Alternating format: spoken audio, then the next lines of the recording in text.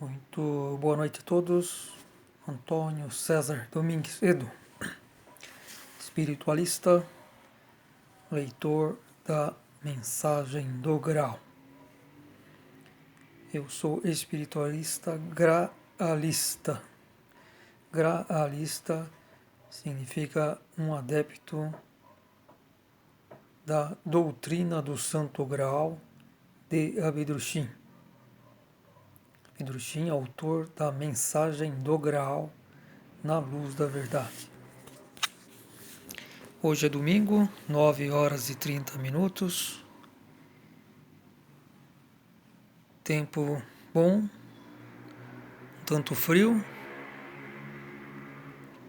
16 graus lá fora, temperatura externa, e 19 graus, temperatura interna.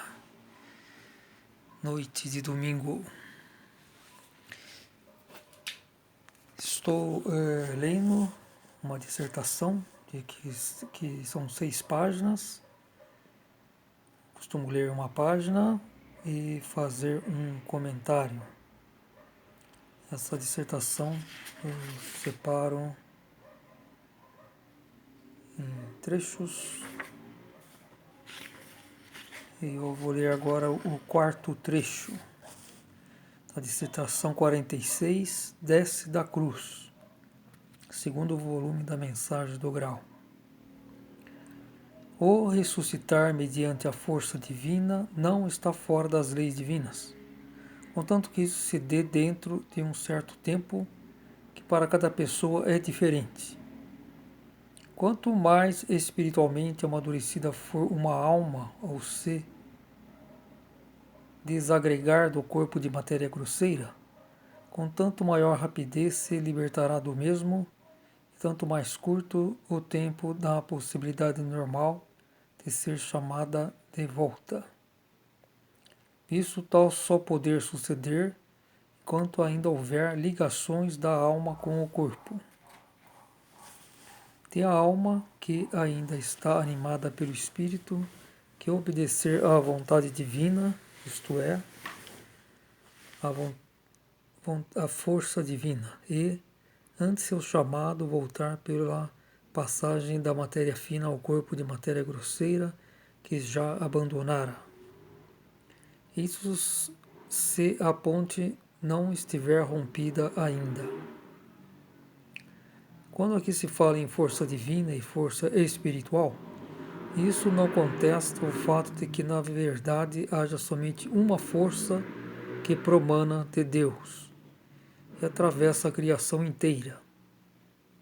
Mas existe uma diferença entre a força divina e a espiritual.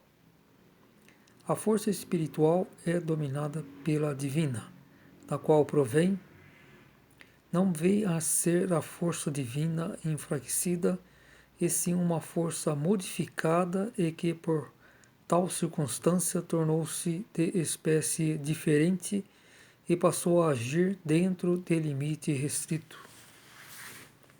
Trata-se, portanto, de duas espécies diferentes de atuação, mas, de fato, de uma única força.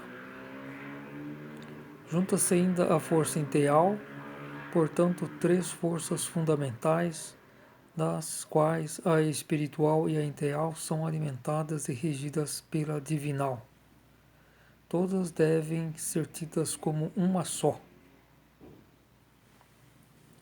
Outras forças não existem, mas apenas muitas subespécies que se originam da espécie fundamental espiritual e integral e que também apresentam diferenças em seus efeitos. Cada subespécie, por sua vez, traz, através da modificação, leis correspondentemente diferentes.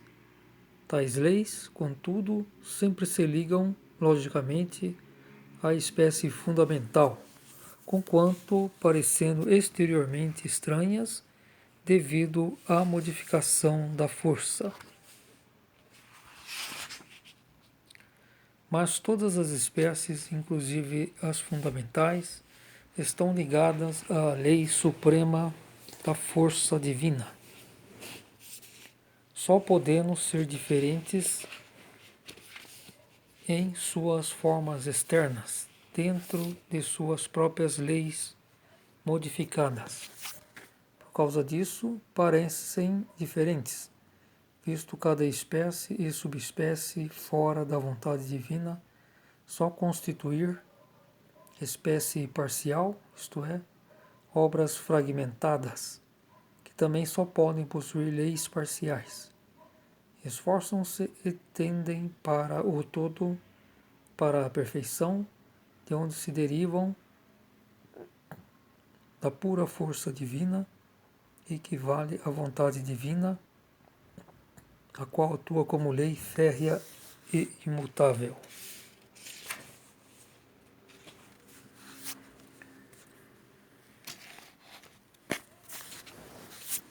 O ressuscitar mediante a força divina não está fora das leis divinas, enquanto que isso se dê dentro de um certo tempo. Para cada pessoa é diferente. Então aí ele está se referindo a Jesus quando ele ressuscitava pessoas. No caso de Lázaro, que foi a pessoa mais famosa, então existia ainda esse cordão de ligação, esse cordão de prata entre a alma e o corpo. Então ele não estava totalmente rompida. Então a força divina de Jesus permitiu isso, chamando a alma ao corpo, mas essa ligação ainda estava preservada. No caso de Lázaro, me parece que ele ficou 4 dias, né? 3 ou 4 dias, praticamente morto. Quanto mais espiritualmente amadurecida for uma alma, ao se desagregar do corpo de matéria grosseira, com tanto maior rapidez se libertará do mesmo. Aí está dizendo que quando a pessoa que desencarna já está ligada ao plano espiritual, ela está leve, ela sobe rapidamente e se afasta do plano mais denso aqui da Terra. Enquanto que a pessoa que já está muito ligada por karma, já está muitos apegos materiais, a alma dela está mais densa. Então ela demora mais a se libertar do seu corpo físico.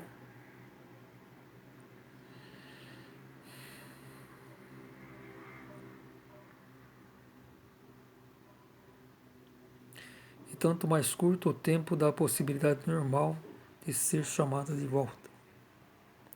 Então está dizendo aí que quando uma pessoa muito elevada espiritualmente desencarna, geralmente em um dia no máximo ela já se liberta, né? No caso de Lázaro não, provavelmente ela foi uma pessoa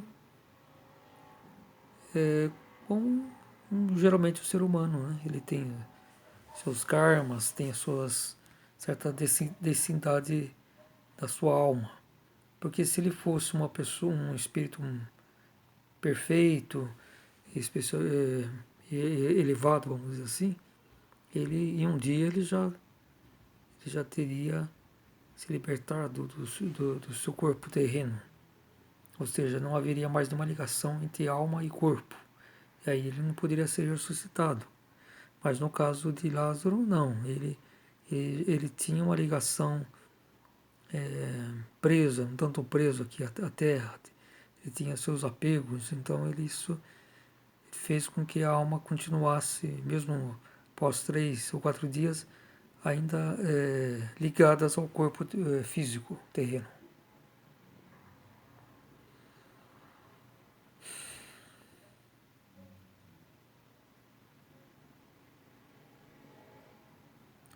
Então é isso.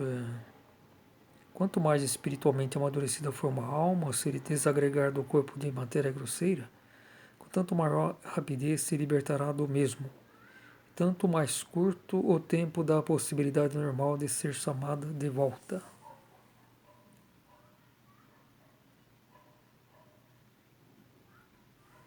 Tanto mais curto o tempo, né?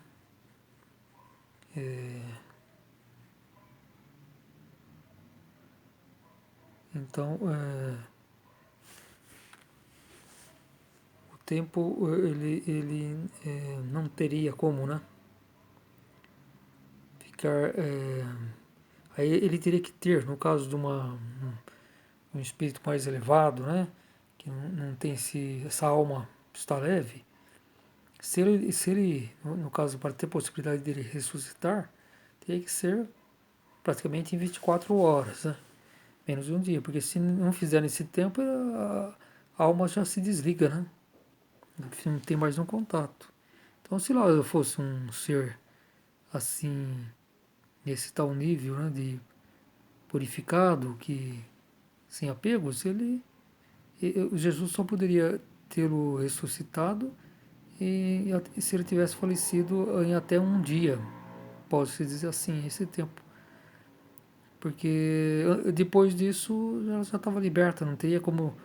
Já tinha cortado esse cordão de prata, né, que liga a alma ao corpo, então já teria se rompido completamente. Então não teria, não haveria possibilidade de trazer, mesmo para Jesus, né?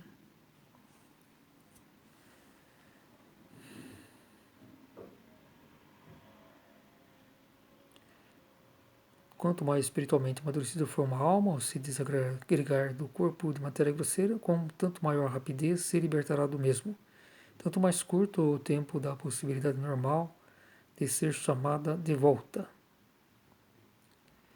Isso tal só poder suceder enquanto ainda houver ligações da alma com o corpo.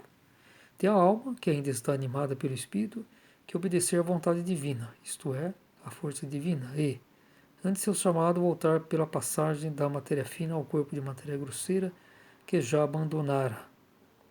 E isso se a ponte não estiver rompida ainda. Então é isso. A ponte não foi rompida, então a alma pôde ser trazida de volta em alguns dias. Até tem uma passagem de Jesus, né, até bíblico, né, que ele diz que ele vem aqui por causa dos perdidos, das pessoas que precisam, né, de uma palavra, de uma salvação, porque se existisse na Terra só bons, não haveria possibilidade, não haveria a necessidade dele vir aqui na Terra.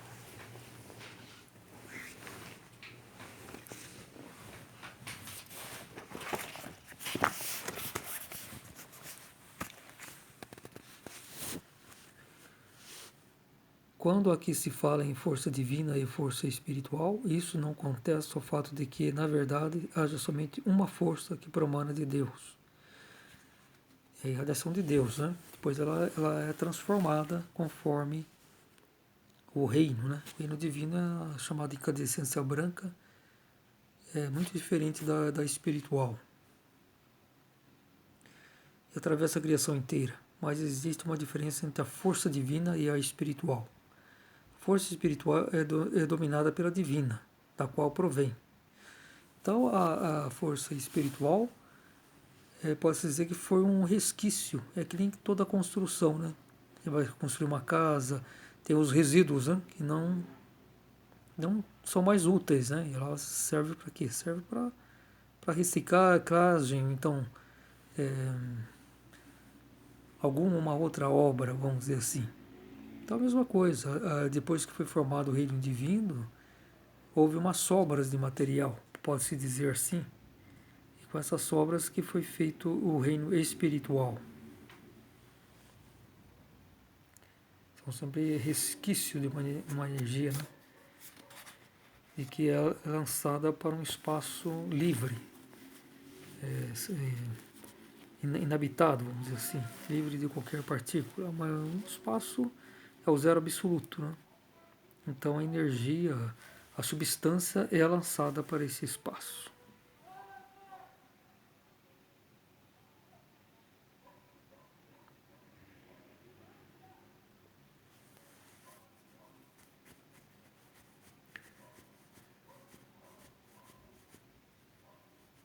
Não venha a força divina, não venha a ser a força divina enfraquecida,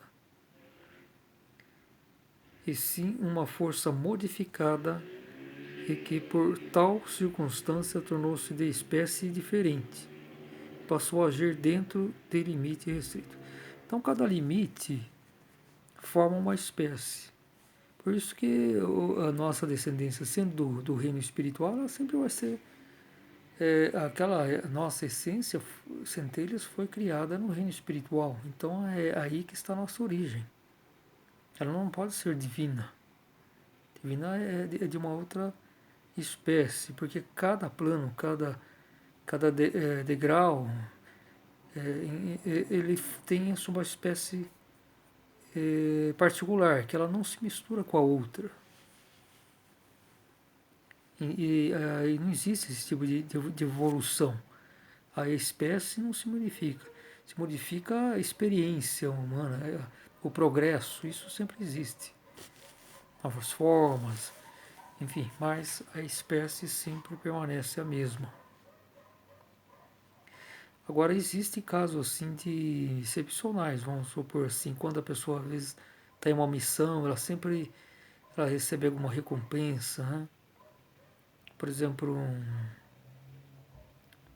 quando fala aqui João, o apóstolo João está falando da ilha de Patmos.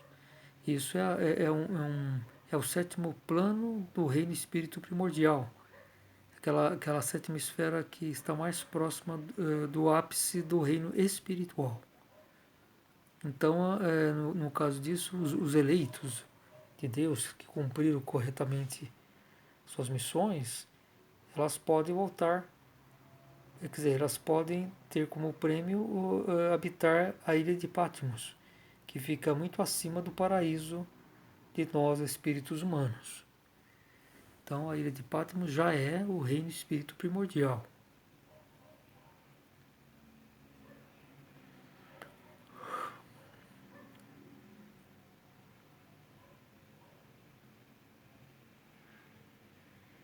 Então, ela vai se modificando conforme a pressão, né? A pressão da proximidade de Deus. Junta-se ainda a força enteal. Portanto, três forças fundamentais, das quais a espiritual e a enteal são alimentadas e regidas pela divinal. Todas devem ser tidas como uma só. Então, Bitrudin aqui está colocando assim três principais forças, né, que são visíveis: a divina, a espiritual e a enteal. Enteal onde que fica o Valhalla, né? Todo o povo da natureza, enfim, eles pertencem a essa espécie.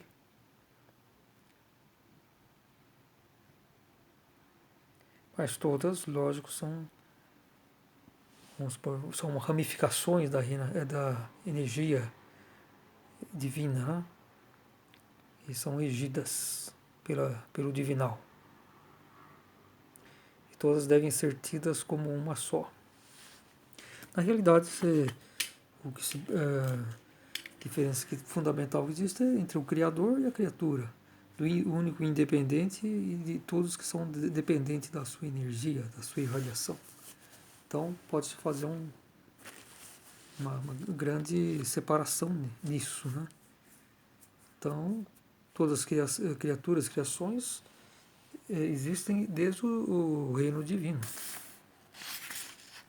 que também é uma criação.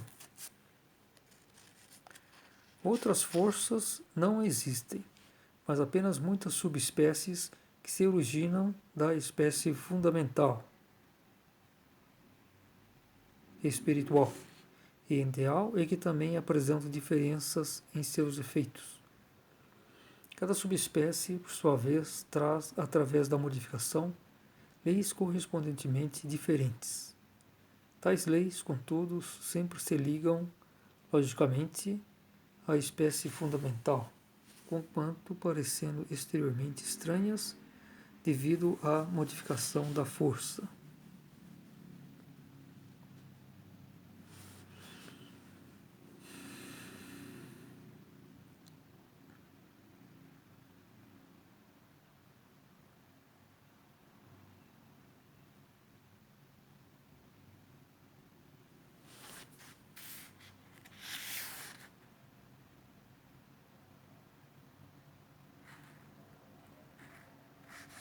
Também as leis, né?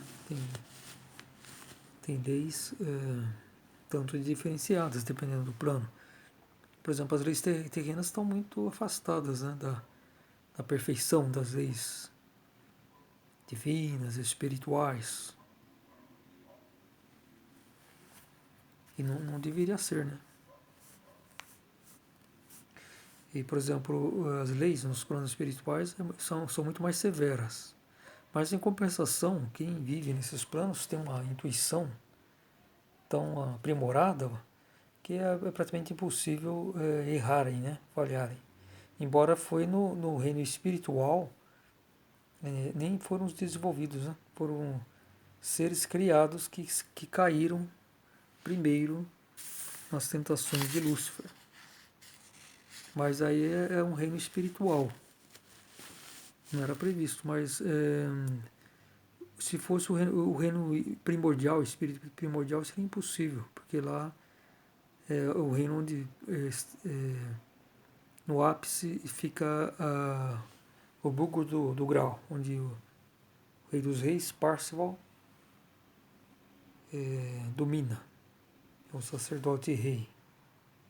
Então lá Lúcifer não teria como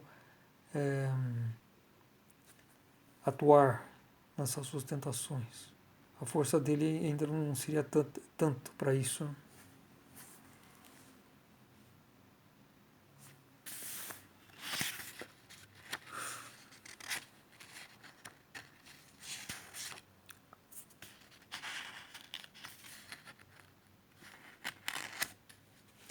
Sobre as subespécies, né? Vamos dizer assim, por exemplo, aqui tem a espécie material, que é de matéria fina, onde estão nossos corpos anímicos, e tem a espécie matéria grosseira, densa, que é onde nós estamos encarnados aqui na Terra.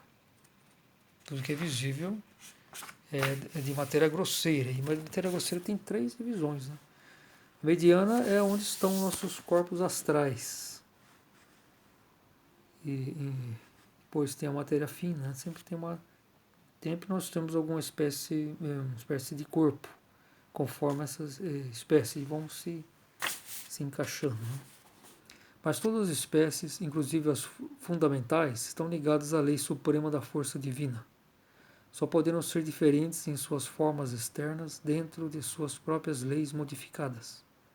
Por causa disso, parecem diferentes, visto cada espécie e subespécie fora da vontade divina só constituir espécie parcial, isto é, obras fragmentadas que também só podem possuir leis parciais. Esforçam-se e tendem para o todo, para a perfeição, de onde se derivarão da pura força divina, equivale à vontade divina, a qual atua como lei férrea imutável.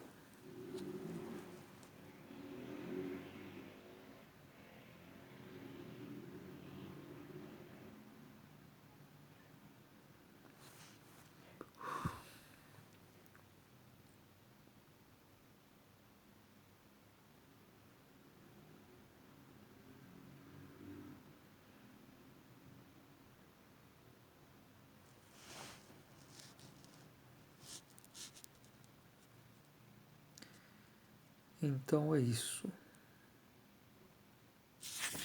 Bom, eu li então esse trecho e poderia fazer algumas reflexões.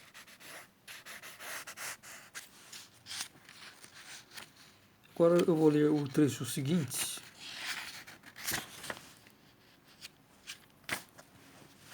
Por conseguinte, cada força, com suas subespécies, atua na correspondente matéria, quer a fina, quer a grosseira, formando assim, devido à sua diferença específica, planos ou mundos diferentes, que, considerados isoladamente, são meros fragmentos do conjunto da criação. Já que a força que os formou é também uma parcela modificada e derivada da força divina e perfeita, está submetida às leis parciais, que não são perfeitas, mas apenas fragmentárias. Somente a reunião de todas as leis dos diferentes planos do mundo resultam, de novo, em leis perfeitas, que foram colocadas pela vontade divina na criação primordial, no reino espiritual primordial. Por isso, tem os germes do espírito humano que percorrer todos os planos do universo, de maneira a vivenciar em si suas leis peculiares e torná-las vivas dentro de si. Uma vez havendo colhido todos os bons frutos, então terá adquirido realmente consciência dessas leis e poderá consequentemente penetrar no paraíso, se as tiver utilizado direito e de acordo com a vontade de Deus. Elas, por seu próprio efeito, o levarão para lá, onde poderá então interferir conscientemente, auxiliando e incentivando nos planos parciais inferiores. Função esta que constitui a missão mais alta de um espírito humano aperfeiçoado. Jamais poderá estar preenchido completamente, porque os planos universais existentes podem ser ampliados infinitamente, pois pairam no infinito. Assim se vai tornando cada vez maior o reino de Deus, edificado e ampliado gradualmente pela força dos puros espíritos humanos, cujo campo de trabalho será a pós-criação que eles poderão dirigir do paraíso, vistos já haverem percorrido todos os planos e disporem de pleno conhecimento dos mesmos. Que fiquem essas explicações apenas para que não ocorram erros derivados das referências à força divina e à força espiritual, já que de fato só existe uma força única derivada de Deus, da qual se formam as subespécies. Quem conhece todos esses processos jamais aguardará puerilmente coisas irrealizáveis que não se enquadrem nas leis da criação. Assim, também o Filho do Homem não poderá provocar catástrofes que se desencadeariam imediatamente com um simples gesto de sua mão. Isso iria contra as leis naturais vigentes e inalteráveis. Está aqui mais um trecho. Esse aqui é o quinto trecho. Ficou faltando mais um. Cada força, com suas subespécies, atua na correspondente matéria, quer a fina, quer a grosseira, formando assim, devido à sua diferença específica, planos ou mundos diferentes que, considerados isoladamente, são meros fragmentos do conjunto da criação. Já que a força que os formou é também uma parcela modificada e derivada da força divina e perfeita e está submetida às leis parciais, que não são perfeitas, mas apenas fragmentárias.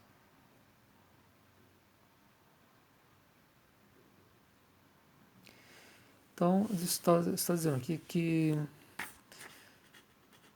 a lei, a lei universal, atua para todos os planos, vamos dizer assim, a lei da gravidade, a lei da atração da igual espécie e a lei do karma, né? E a lei do karma. A consequência do que nós plantarmos, nós iríamos colher.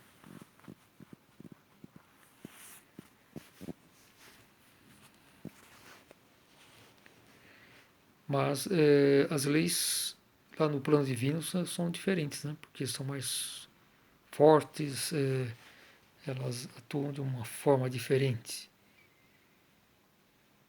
E aqui no caso das leis parciais, pode ser que, então, que são das criações espirituais, né? Que se diferenciam do reino divino.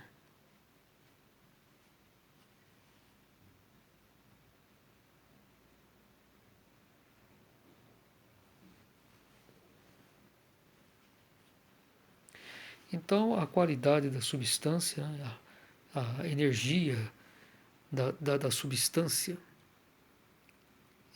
faz a espécie. E quanto mais distante, logicamente, menos luminosas são essas substâncias e mais densificadas.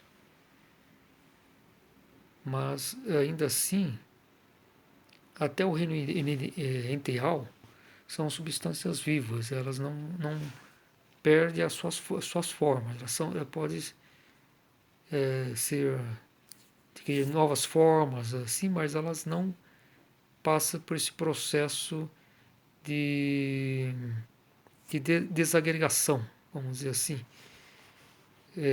ou decomposição para novas formações. Isso é uma característica só do reino material, onde estão nossos corpos físicos bem densos e as nossas almas, corpos anímicos, que também são corpos intermediários.